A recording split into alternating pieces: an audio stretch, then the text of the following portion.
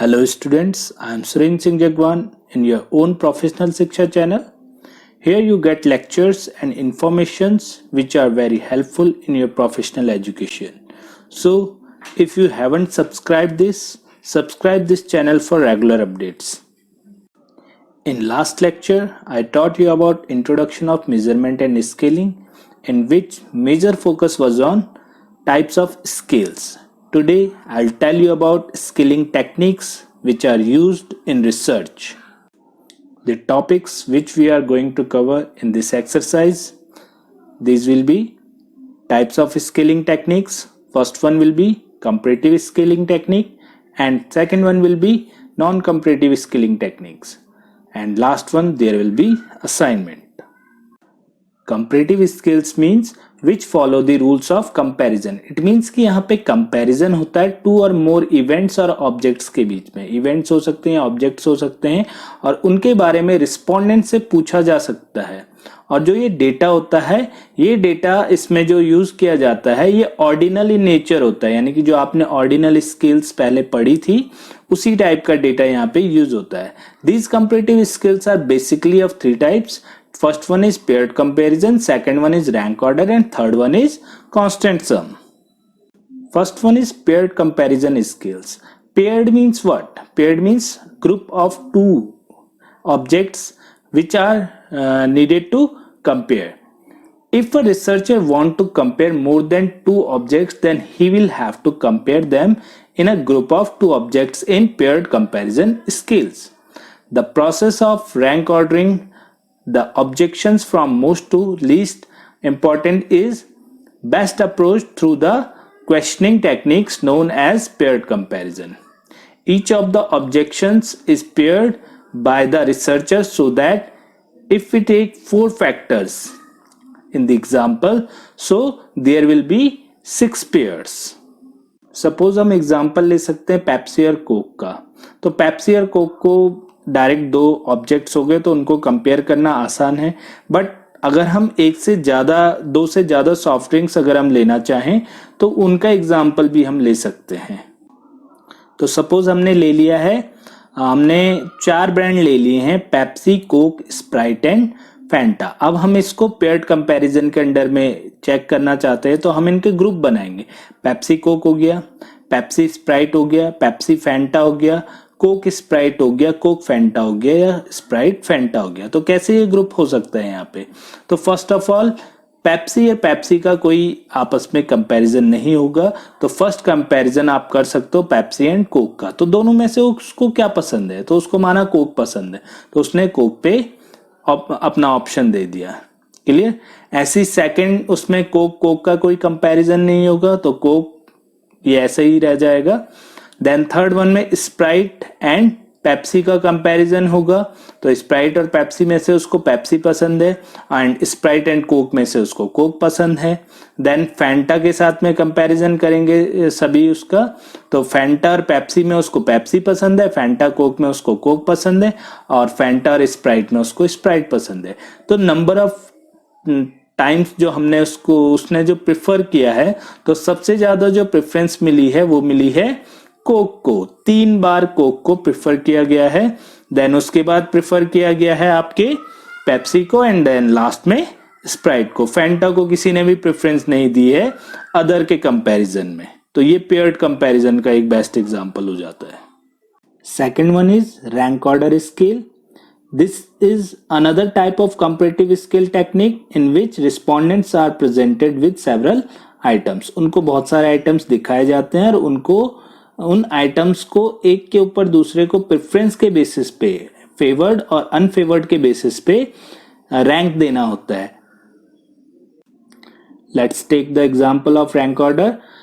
दोबारा से हमने वही 4 कोल्ड ड्रिंक्स ले ली हैं और जो रिस्पोंडेंट है उसको बोला है कि आप इनको रैंक दीजिए. तो रिस्पोंडेंट ने उसको माना कोक, अगर उसको प्रेफरेंस करने के लिए दिया जाए कि अगर आपको चारों ब्रांड में से कोई एक ब्रांड सेलेक्ट करना हो तो आप किसको सेलेक्ट करोगे, तो उसने फर्स्ट टाइम दिया कोक को दिया. देन कोक को उसने सबसे ऊपर प्रायोरिटी दी, देन उसने पेप्सी को दी, देन स्प्राइट को दी, देन फैंटा को दी.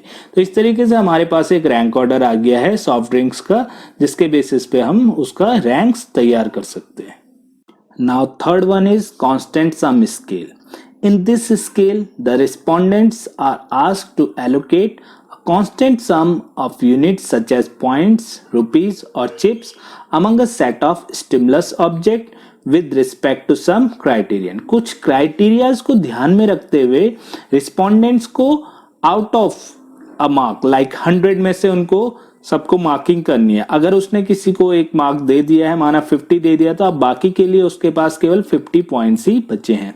For example, you may wish to determine how important the attribute of price, fragrance, packaging, moisturising and lather of a toilet soap are to consumer. It means कि consumer को इन features में से किन features को ज्यादा पसंद है, यानी कि पे करने के लिए किन फीचर्स के लिए ज्यादा तैयार है. तो ये आप कांस्टेंट सम के अंडर में निकाल सकते हो. Let's take example of two soap A and soap B, and the attributes are price, fragrance, packaging, moisturizing, cleansing and leather. So आप लोगों को कहोगे कि आउट ऑफ 100 आप इनको अलग अलग पॉइंट्स दीजिए और वो पॉइंट्स ऐसे होने चाहिए क्यूमुलेटिव फॉर्म में. इट मींस कि अगर आपने एक को कोई पॉइंट दिए हैं तो वो 100 में से माइनस हो जाएंगे आगे के पॉइंट्स के लिए. तो प्राइस के सेगमेंट में सोप ए को 45 दिए किसी ने, उसी पर्सन ने सोप बी को 30 दिए. ऐसे फ्रेग्रेंस के लिए 5 दोनों को दिए, पैकेजिंग के लिए 5, मॉइस्चराइजिंग के लिए 20, 30, क्लींजिंग के लिए 20, 25, लेदर के लिए 5 and 5. So these ratings, these points has been given by the respondents.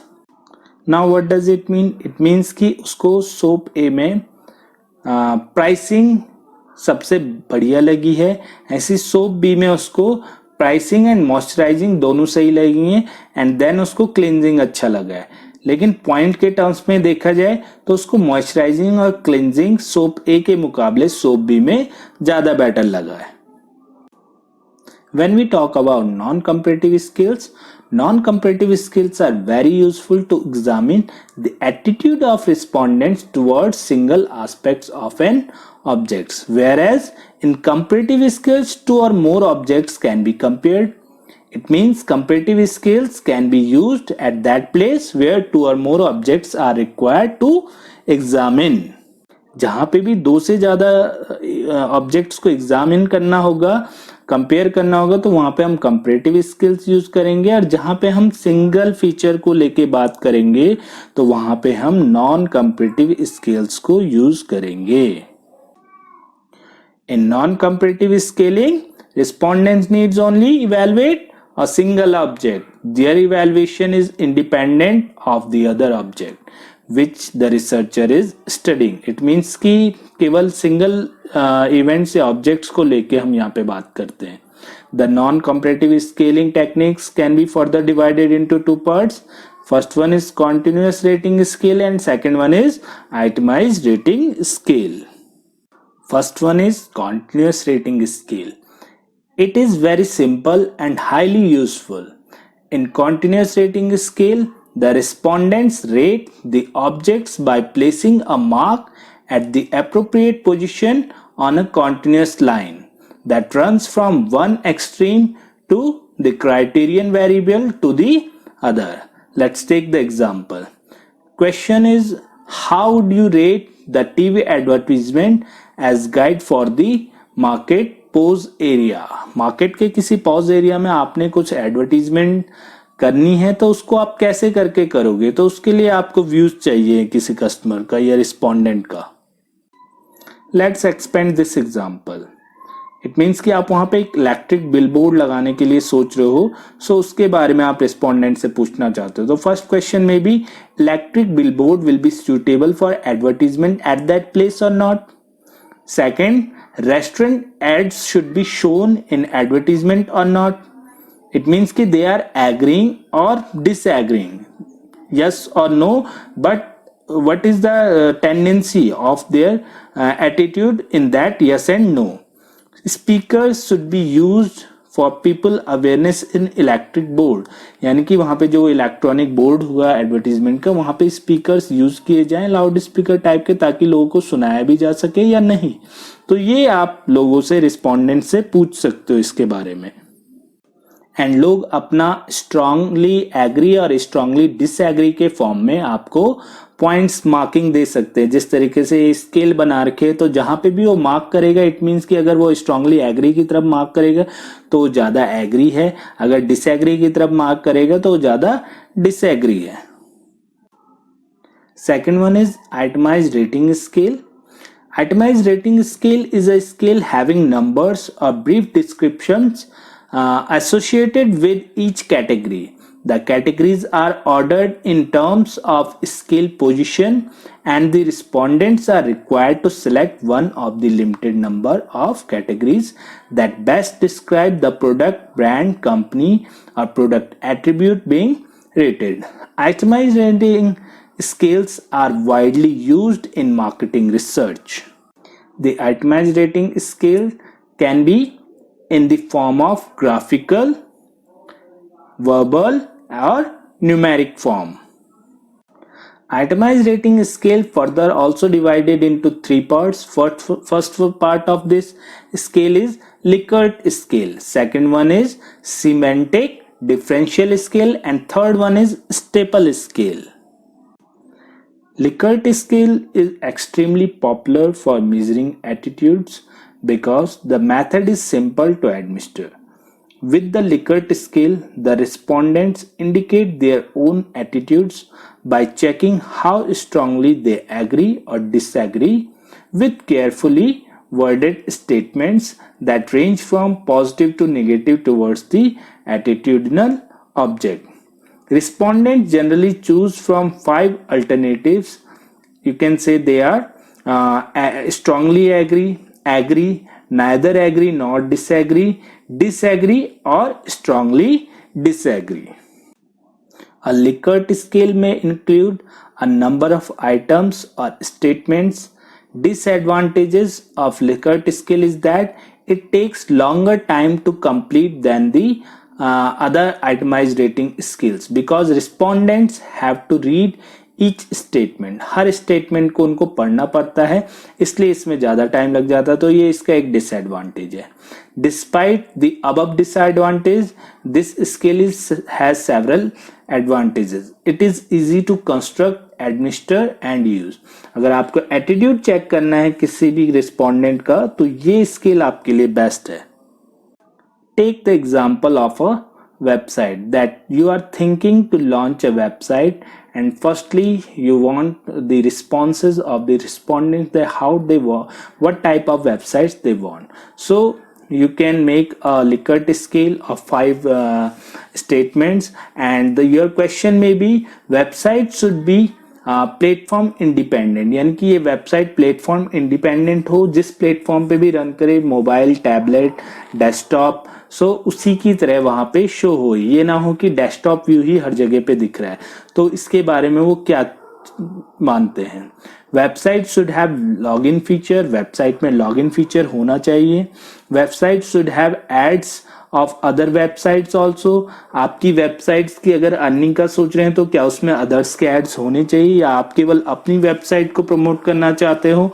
Website should have video features for advertisement. अगर आप आज के टाइम की बात करो, 5G नेटवर्क है, 4G नेटवर्क है, लोगों के पास वीडियो देखने का टाइम है, तो आप क्या अपने वेबसाइट पे वीडियो एड्स के थ्रू प्रमोशन करना चाहते हैं, ये कितना हेल्पफुल रहेगा. तो ये आप लिकर्ट स्केल में चेक कर सकते हो लोगों का attitude. Second type of itemized rating scale is semantic differential scale. This is a 7-point rating scales. जैसे वहां पे 5 पॉइंट्स की स्केल थी, यहाँ पे 7 पॉइंट की है, with and points associated with bipolar labels. जो एंड पॉइंट्स होते हैं, दो जनरली अपोजिट पॉइंट्स होते हैं बाइपोलर, नॉर्थ एंड साउथ की तरह, such as good and bad, complex and simple, that have semantic meaning. It can be used to find whether a respondent has a positive or negative attitude towards an object. It has been widely used in comparing brands, products, and company images. It has also been used to develop advertisement and promotional strategies and in a new product development study. Example ले लीजिए, आप किसी भी brand को लेके आप example ले सकते हैं कि वो ब्रांड जैसे दो पोल हैं इसके, यूजफुल एंड यूजलेस। सो दो अपोजिट पोल हैं, तो एक तरफ पॉजिटिव है यूजफुल की तरफ एंड यूजलेस की तरफ नेगेटिव है। तो ये क्या है कि वो किसी भी एक पॉइंट को चूज कर सकता है रिस्पोंडेंट कि आप जो ब्रांड आपका है वो यूजफुल है या यूजलेस है। अब मैं माना एक टाउन की बात करूं जहां पे लोग जनरली जैसे हरिद्वार की बात करते हैं, लोग जनरली नॉनवेज इतना खाते नहीं है, तो KFC का होना वहां पे यूजफुलनेस है उसके लिए या यूजलेस है, तो ये आपको वहां पे पता चल जाएगा। तो इस तरीके से आपके जो पॉइंट्स होते हैं, अट्रैक्टिवनेस, अनअट्रैक्टिवनेस, पैसिव, एक्टिव, इस टाइप के पॉइंट्स हो सकते हैं, लाइकेबल, अनलाइकेबल। तो 7 पॉइंट्स के बेसिस पे ये मेजर करता है, जिससे पता चलता है कि जो रिस्पोंडेंट है उसका एटीट्यूड उस ब्रांड के लिए पॉजिटिव है या निगेटिव है। The third type of itemised rating scale is staple scale.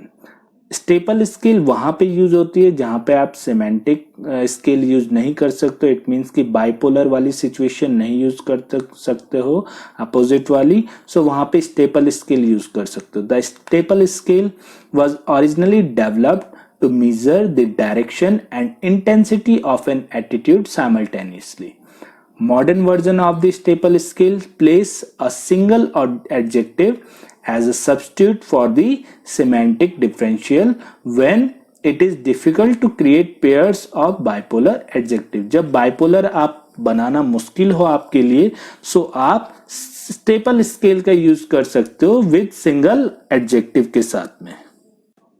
Let's take the example of staple scale in the form of customer attitude towards a departmental store in your area। तो एक departmental store के अंदर customer जा रहा है और आप उसका वहां पे रिस्पॉन्स यूज कर रहे हो। So what can be the response? Fast service. Fast service को स्टेपल फॉर्म में आपको पॉइंट्स देने हैं कि आप क्या पॉजिटिव पॉइंट देना चाह रहे हो या नेगेटिव पॉइंट देना चाह रहे हो। फ्रेंडली है, ऑनेस्ट है वहाँ के जो सर्विस पर्सन्स हैं, कन्वीनियंट लोकेशन पर है, कन्वीनियंस आवर्स हैं, वहाँ पे जो सर्विसेज हैं या जो भी आपको दिख रहा है वो डल है, अच्छी सर्विसेज हैं, सेविंग्स हाई है वहाँ पे। सो इस बेसिस पे आप उसको चेक कर सकते हो in all form.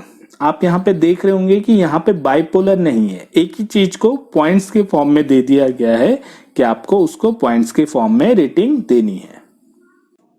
That was the detailed information about scaling technique, जिसमें आपने कंपैरिजन और नॉन कंपैरिजन वाली स्केलिंग टेक्निक्स पढ़ी। Now prepare assignments, prepare notes of the exercise, जो भी मैंने आपको पढ़ाया उसके नोट्स बनाइए।